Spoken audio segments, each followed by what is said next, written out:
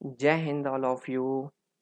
आज का हमारा lesson 9th and 10th class students के लिए मोस्ट इम्पॉर्टेंट है, क्योंकि मैंने टॉपिक ही उनकी एनसीईआरटी बुक का पॉलिनोमियल बहुपद लिया हुआ है। ये topic 9th and 10th class की स्टूडेंट्स के लिए मोस्ट इम्पॉर्टेंट है।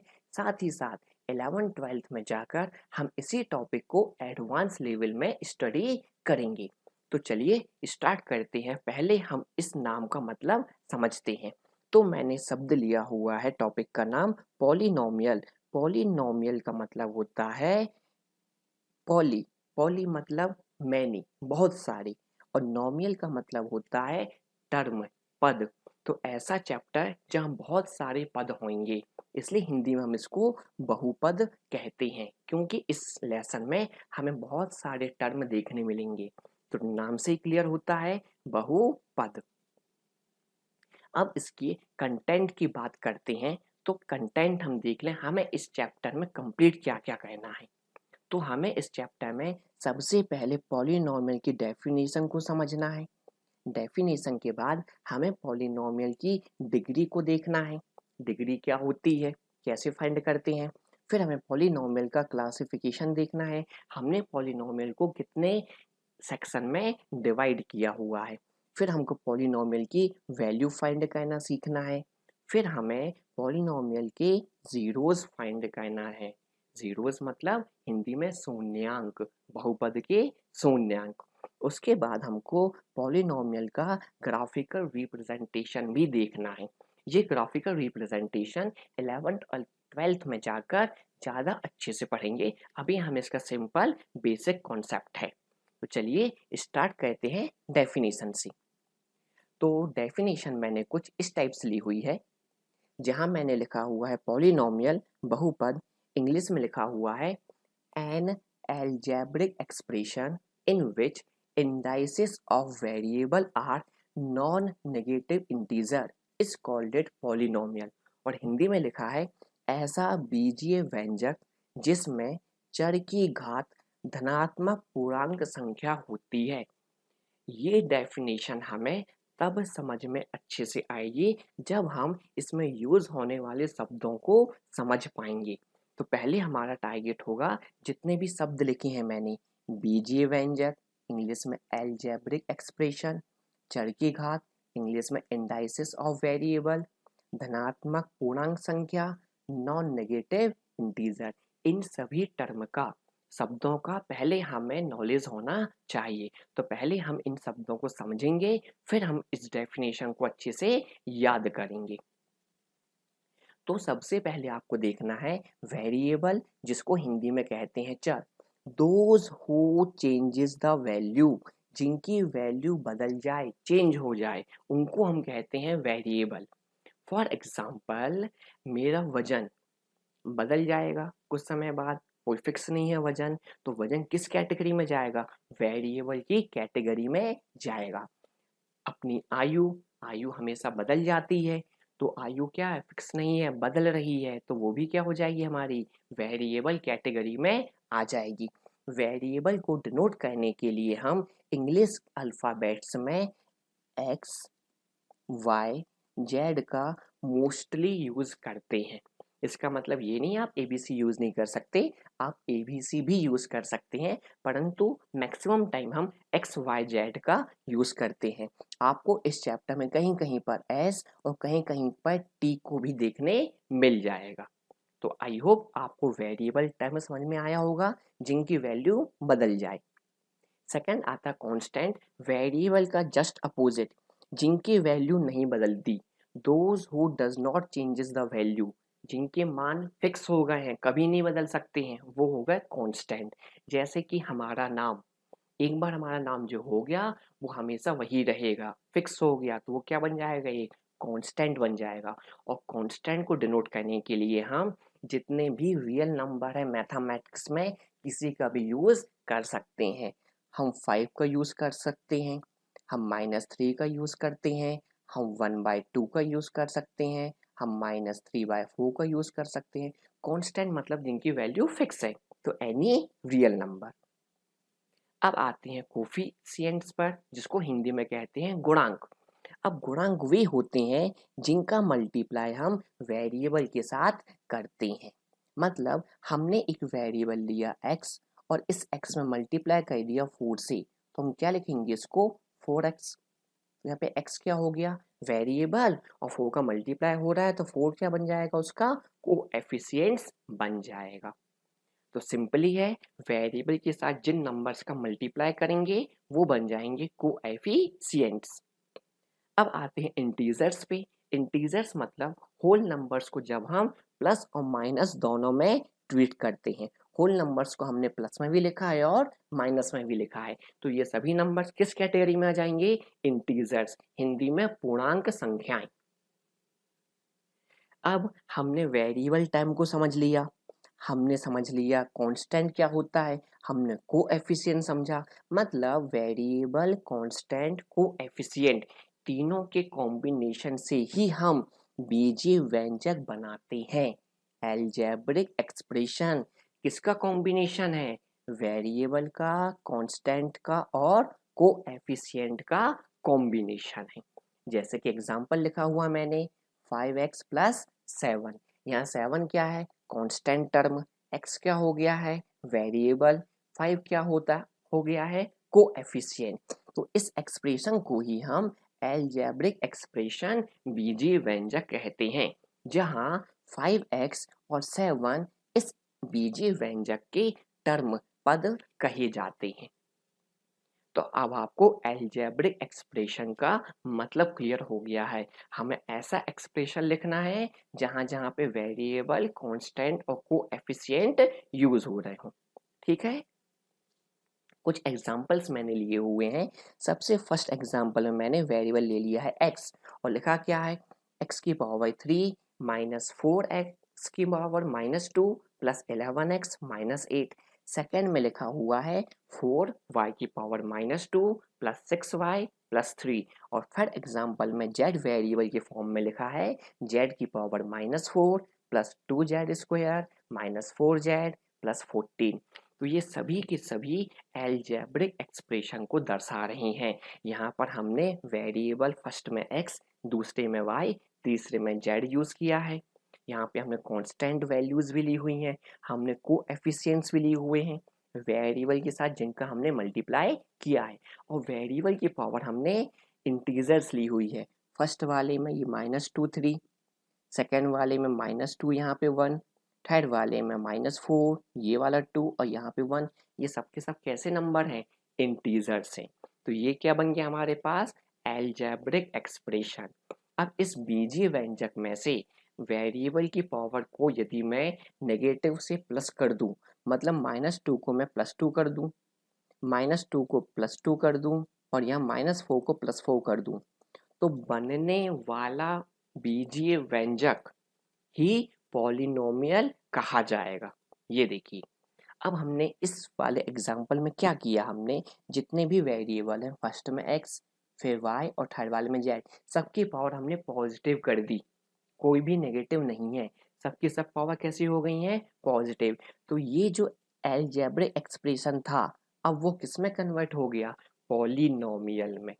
तो सिंपल आपको समझना है, पॉलिनोमियल में वेरिएबल की पावर हमेशा पॉजिटिव होती है, नेगेटिव नहीं होती है। इसलिए हम इसको कहते हैं नॉन नेगेटिव इंटीजर। जहाँ पे हमने सिंपल पॉजिटिव इंटीजर्स लिए हैं तो उसको हम कहते हैं नॉन नेगेटिव इंटीजर, हिंदी में धनात्मक पूर्णांक संख्या।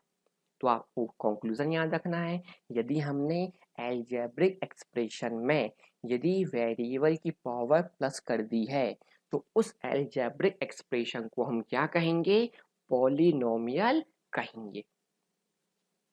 इसके में हमने नॉन नेगेटिव इंटीजर्स देखी। नॉन नेगेटिव इंटीजर्स का मतलब होता है जहाँ पे हमने माइनस साइन नहीं लिया है, सिंपल 0 1 2 3 5 6 कुछ भी ले सकते हैं, सिंपल धनात्मक पूर्णांक संख्या होनी चाहिए।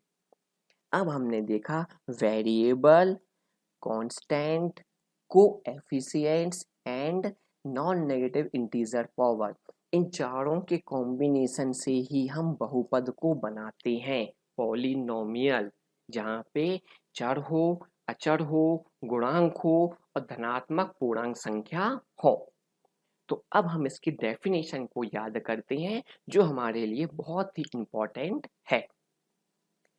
तो डेफिनेशन जैसी अपन ने स्टडी की हुई थी, अब हम इसको याद करेंगे क्योंकि हम सभी शब्दों का मतलब समझ चुके हैं।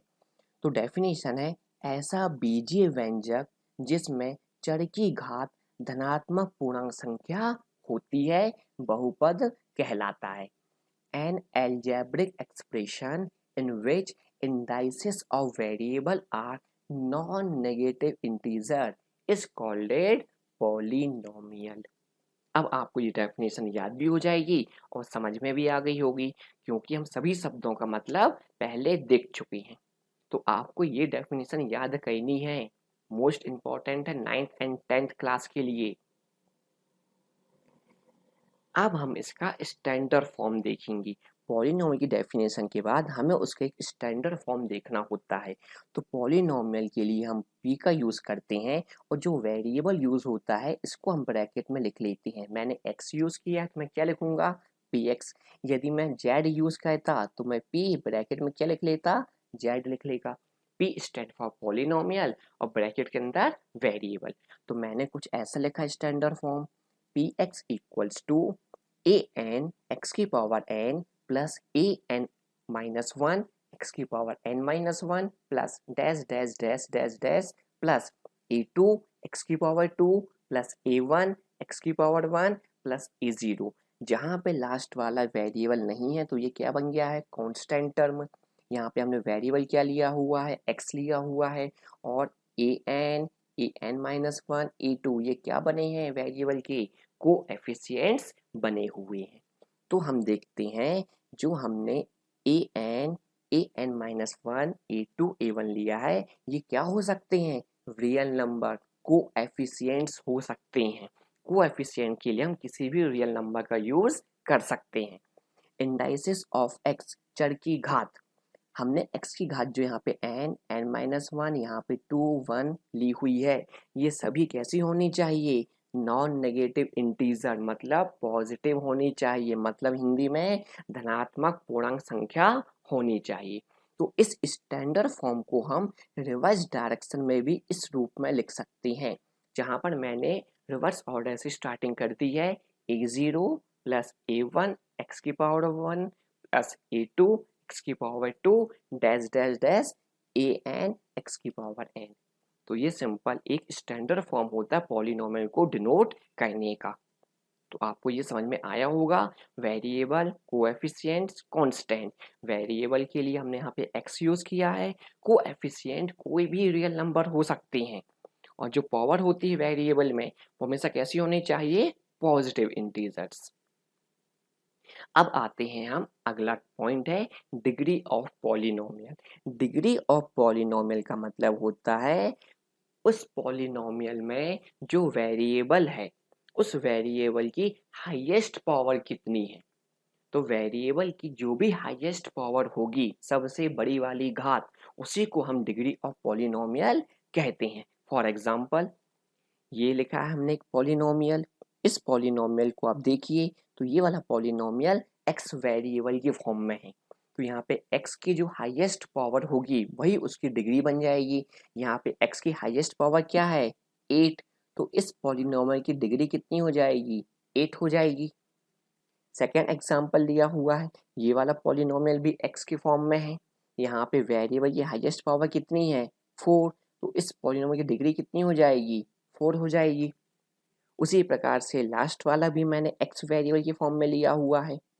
तो इस x वेरिएबल की जो भी हाईएस्ट पावर होगी उस हाईएस्ट पावर को ही हम क्या कहेंगे, degree of polynomial.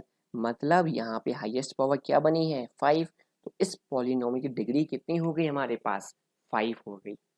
Simple concept है, चर की हाईएस्ट घात को ही हम डिग्री कहते हैं। अब हम बात करते हैं क्लासिफिकेशन ऑफ पॉलिनोमियल। पॉलिनोमियल को हमने कहाँ कहाँ कितने सेक्शन में डिवाइड किया है या समझ सकते हैं। तो पॉलिनॉमियल को हमने डिवाइड किया दो सेक्शन में। पहला सेक्शन बनाया हुआ है based on the degree, degree के आधार पर हमने डिफाइन किया है। सेकेंड सेक्शन बनाया हमने बेस्ड ऑन द टर्म, कितने पद यूज हो रहे हैं उसके आधार पर हमने इसको डिफाइन करते हैं।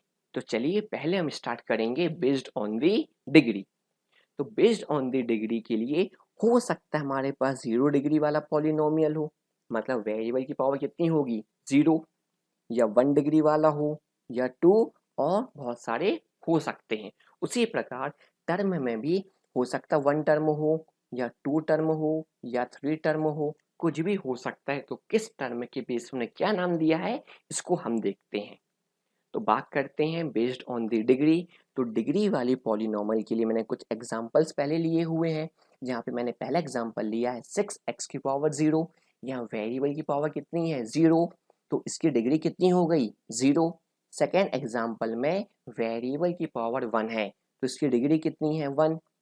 थर्ड एग्जांपल में वेरिएबल में हाईएस्ट पावर कितनी है 2 की, तो इसकी डिग्री कितनी हो गई है 2। फोर्थ एग्जांपल में वेरिएबल की हाईएस्ट पावर कितनी है 3, तो ये डिग्री 3 का पॉलिनोमियल हो गया। लास्ट वाले में x की पावर 4 हाईएस्ट है, तो यही इसकी क्या बन जाएगी डिग्री। अब डिग्री पता चलने से अब हमें इनके नाम को स्टडी करनी है। तो उस नाम को याद करने के लिए आप देखिए, यदि हमारे पास डिग्री 0 है तो हम उसको कहते हैं कांस्टेंट पॉलिनोमियल। ये बनी है कांस्टेंट पॉलिनोमियल। यदि हमारे पास डिग्री 1 है तो हम इसको कहते हैं लीनियर पॉलिनोमियल।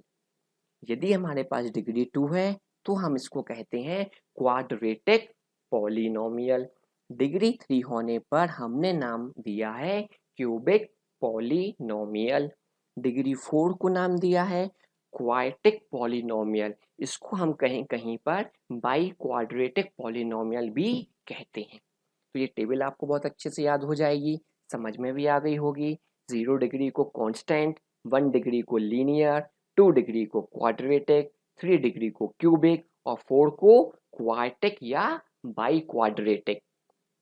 अब यहाँ पे हमें linear polynomial and quadratic polynomial most important है, क्योंकि ये दोनों पॉलिनोमियल आगे चल के दो अलग अलग चैप्टर डिफाइन करेंगे। तो ये दो चैप्टर बना लेंगे अपने आप में, एक बना लेगा लीनियर पॉलिनोमियल खुद अपना एक अलग चैप्टर, एक बना लेगा क्वाड्रेटिक पॉलिनोमियल एक सेपरेट चैप्टर, जिनको हम आने वाले दिनों में स्टडी करेंगे, जो आपकी बुक्स में भी मेंशन है। तो डिग्री होगी हमारे पास। अब हमारे पास आ जाता है बेस्ड ऑन द टर्म। हमारे पास कितने टर्म हैं, किस टर्म के बेस पे क्या नाम दिया हुआ है। तो उसके लिए सबसे पहले लिया हुआ है a polynomial with 3 term is a trinomial.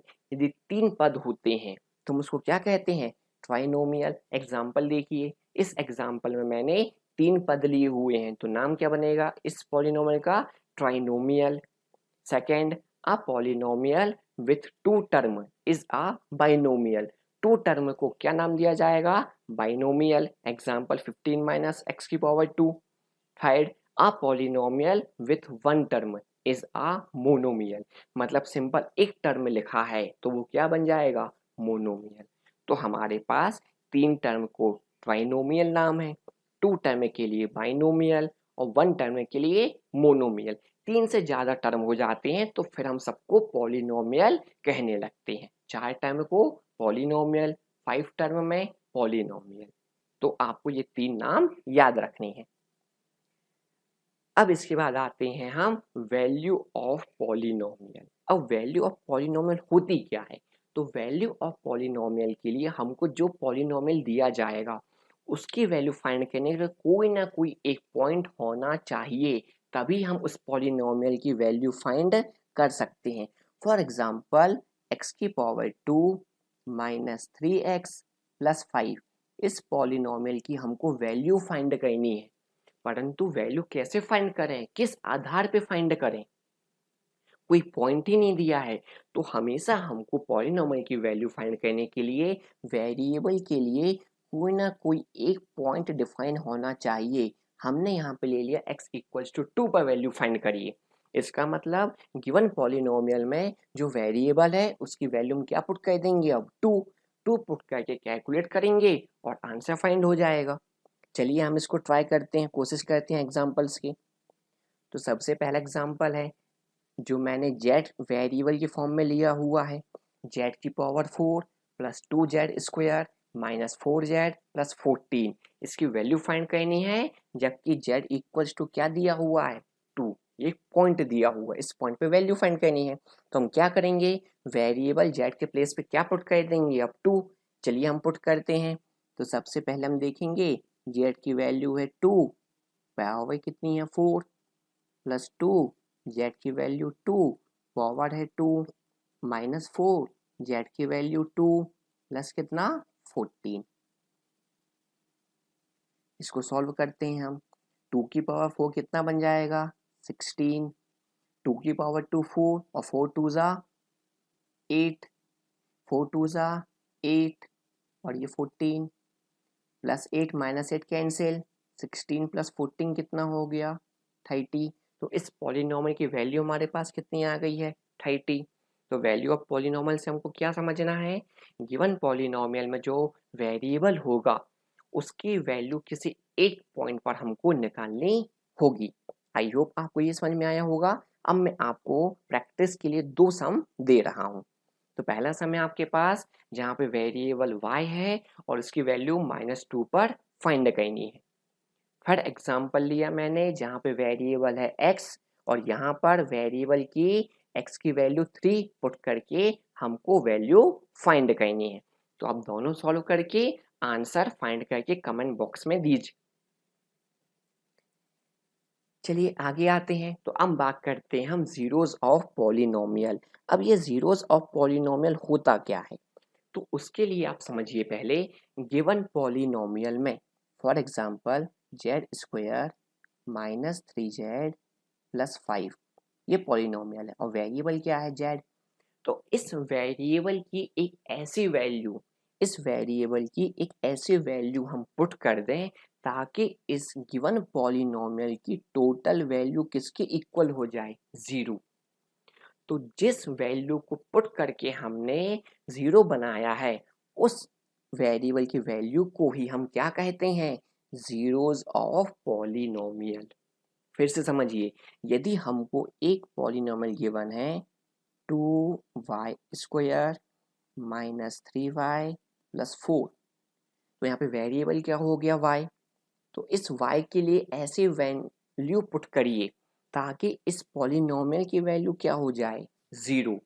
तो जिस मान को रखकर हमने 0 निकाला है x का y का, वही मान क्या कहा जाएगा, जीरो ऑफ पॉलिनोमियल।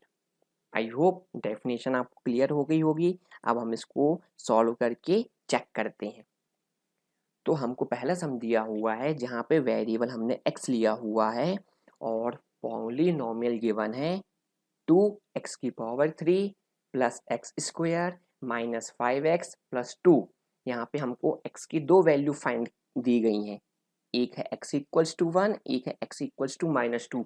हमको फाइंड करना है इन दो वैल्यू में से कौन सा जीरोस ऑफ पॉलिनोमियल है। तो हम एक एक वैल्यू करके पुट करते हैं। तो पहले हम 1 पुट करते हैं x के प्लेस पे, 2 1 पावर 3 प्लस 1 पावर 2 1 प्लस 2, 1 की पावर 3 1, 2 का मल्टीप्लाई 2, 1 की power 2 1 minus 5 plus 2, 2 plus 1 3, 3 plus 2 कितना हो जाएगा 5 और ये पीछे वाला -5, 5 माइनस 5 कितना हो गया 0। क्योंकि ये क्या हो गया 0, कब, जब हमने x की वैल्यू क्या पुट की है 1। तो x की वैल्यू 1 क्या बन जाएगा अब, जीरोस ऑफ पॉलिनोमियल। पहला तो बन गया। अब हम सेकेंड वाला चेक करते हैं। x की वैल्यू हम क्या पुट करेंगे, -2, x की वैल्यू -2 पावर 3, x की वैल्यू -2 पावर 2, x की वैल्यू -2 और पीछे क्या लगा हुआ है +2। -2 की पावर 3 कितना बना लेगा, -8, और -8 का 2 से मल्टीप्लाई कितना हो जाएगा, -16 हो जाएगा ना। -की पावर 3 क्या होगा, माइनस बनेगा, और 2 की पावर 3 कितना होता है, 8, 8 2 ज़ा 16, -2 की पावर 2 क्या बना लेगा, +4, माइनस माइनस +5 2 ज़ा 10, और ये पीछे क्या लगा है, +2, -4 -10, सॉरी, +4 +10 और +2 ऐड होकर कितना बना लेंगे, ये +16, और सामने क्या लगा हुआ है, -16, प्लस माइनस से क्या बन जाएगा आंसर, 0। पॉलिनोमियल की वैल्यू कितनी हो गई, 0। कब हुई है, जब हमने x की वैल्यू क्या पुट की है, -2, तो ये भी क्या बन गया हमारे पास, zeros of polynomial. I hope आपको क्लियर हुआ होगा। तो वेरिएबल की ऐसी वैल्यू जब हमको पॉलिनोमियल की टोटल वैल्यू कितनी मिल जाए, 0 मिल जाए, तो जिस वैल्यू पे हमने 0 मान निकाला है, वेरिएबल का वही मान क्या कहा जाता है, जीरोज ऑफ पॉलिनोमियल, हिंदी में बहुपद के शून्यांक। हिंदी में क्या कहते हैं इसको, बहुपद के शून्यांक। ये आपको क्लियर हो गया। चलिए अब मैं आपको एक सम देता हूँ जो आपके लिए एज अ होमवर्क होने वाला है। ये आपके लिए सेकंड सम, जहाँ पे मैंने वेरिएबल क्या लिया हुआ है, एक्स फॉर्म में लिया हुआ है, और यहाँ पे x equals to 2 and x equals to 4 put करके चेक करना है इन दो में से कौन सा जीरोज ऑफ पॉलिनोमियल है। तो आप इसको ट्राई करिएगा, जिसको पुट करके हम मान 0 निकालेंगे वही क्या बन जाएगा, zeros of polynomial. I hope समझ में आया होगा। ठीक है, चलिए आगे रीड करते हैं। अब हमारे पास आता है ग्राफिकल रिप्रेजेंटेशन ऑफ पॉलिनोमियल। जब हम किसी भी पॉलिनोमियल को एक्स वाई एक्सिस में एक ग्राफ बनाना चाहेंगे, तो ग्राफ कुछ इस टाइप से बनेगा जो फिगर में मेंशन है। मतलब वो स्ट्रेट लाइन नहीं होगी, वो एक कर्व फॉर्म हो सकता है, कोई भी कर्व हो सकता है। तो आपको अब ये याद रखना है, जो कर्व बनेगा ये वाला कर्व पॉलिनोमियल कहा जाएगा। साथ ही साथ ये ग्राफ एक्स एक्सिस को जहाँ जहाँ पे इंटरसेक्ट करेगा, जिस जिस पॉइंट पे क्या करेगा, इंटरसेक्ट किसको, एक्स एक्सिस को, उन्हीं वैल्यू को हम जीरोज ऑफ पॉलिनोमियल कहेंगे। मतलब इस ग्राफ ने एक्स एक्सिस को यहाँ 2 में इंटरसेक्ट किया है, यहाँ पे -1 में इंटरसेक्ट किया है, यहाँ पे -2 में इंटरसेक्ट किया है। तो ये तीनों वैल्यू को हम इस पॉलिनोमियल के लिए जीरोज ऑफ पॉलिनोमियल कहेंगे। अब ग्राफिकल रिप्रेजेंटेशन हम बनाते कैसे हैं, इसको अब हम 11th और 12th में स्टडी करेंगे। 9th एंड 10th में सिर्फ इसका बेसिक कॉन्सेप्ट है जो मैंने आपको बताया है, इससे ज़्यादा हमको 9th और 10th में यूज़ नहीं है। तो आपको बस इतना ही स्टडी करनी है।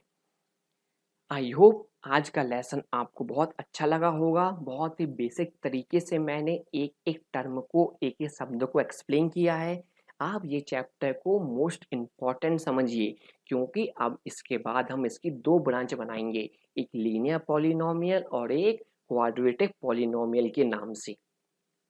तो आई होप आपको ये समझ में आया होगा। अब हम इसके अगले लेसन में मिलेंगे, तब तक के लिए जय हिंद ऑल ऑफ यू।